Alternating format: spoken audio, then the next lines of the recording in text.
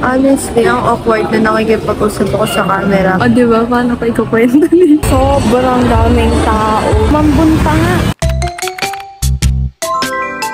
Hi guys! So today, I'll date myself last time. Puro-review ako hanggang 6 AM and kapag umalis kasi ako, lagi ako may kasama. So this time, it's me, myself, and I. Mag-aayos lang ako. In 3, 2, 1.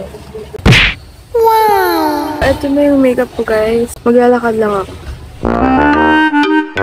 May check muna ako sa Watson. 249 pa din.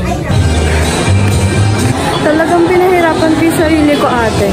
Naglakad ako sa hagdan, imbis na mag-escalator or mag-elevator. What the heck? So, basically, dapat papasok ako. Kaso, naka-reference ako. Wow! Grade consultation lang naman. Though gusto ko rin malaman yung grades ko, syempre. Ito nga yung nangyari. Aray ko naman ate ko. Nanginginig ako. Pumunta ko kanina ng Watson. And guess what? Yung pabango na gusto ko, online, around 180 siya. Tapos, in the actual store, kaya ko ganun din. Aray ko naman ate. Ends out. Ano ba? Basta, mas mahal siya sa actual store. O, diba? Paano ko ikukwento niya? Ayun nga. Tapos next naman, dapat magsisimba na lang ako sa Cathedral Church. Ang kaso, sarado din. Gusto ko talagang magsimba. As in. Kasi syempre, tapos na yung exam and Christmas break. Takte naman tong week. Syempre, ang dami kong mga bagay na gustong ipagka-thankful kay Lord. Kada talaga pupunta ako ng church, anywhere, sarado. Kung kailan ako free. Girl.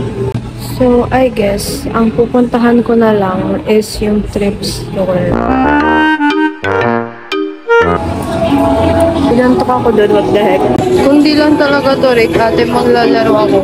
Honestly, ang awkward na nakikipag-usap ako sa camera mag-isa. Kasi like, para kung baliw kung makikita niya ako sa POV ng iba. Though, okay lang din naman na mag-isa ako kasi walang nag-aantay sa akin. Tsaka, I hate making people wait for me. Kahit matagal ako kumilos, girl, nahihiya pa din ako. Nahihiya pa rin to. At least, ngayon, hawak ko oras ko. Hindi ako nagmamadali, hindi ako natataranta. Mag-stay muna ako dito and titingin sa mga tao kasi wala lang. Ganda ng mga painting dito. Like,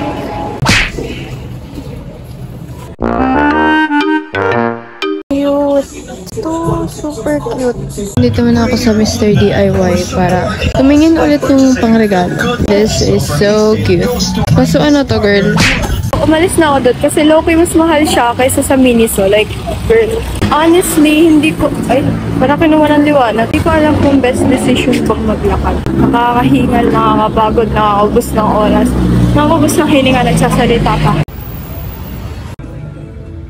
Ang cute, pero hindi ko siya sa akin. Wala doon. Ang ganda niyan. 500 yun, buti na lang hindi ka siya sa akin. Cute kaso see-through. Wala na naman dun yung gusto kong top. So, kakain na lang ako.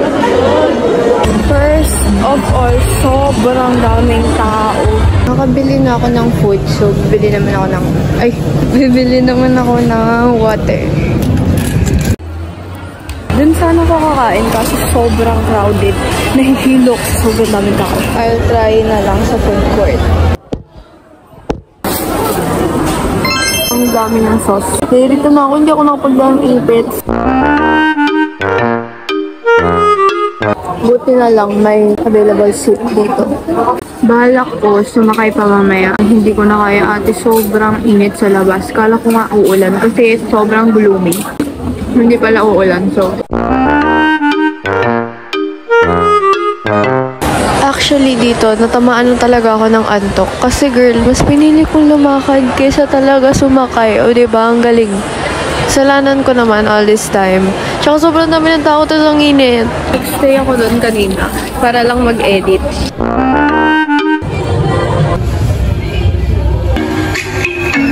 Fairness, ang daming choices dito. Turns out, Oh, hindi na end. Turns na. Umambun pa nga. Dalawang sakay talaga ako supposedly. Kaso yung isa, rush hour, so wala akong masakyan. Pero may nasakyan naman sa huling sakay. So, marirate ko tong alis ko na 5 out of 10. Dahil na gawa ko naman yung gusto ko. Pero 5 lang. Kasi nakakapagod. Wala akong nabili. Pero at least, wala akong nagastos. Bye guys! So, magigim na kami ni Alyssa. Peace out!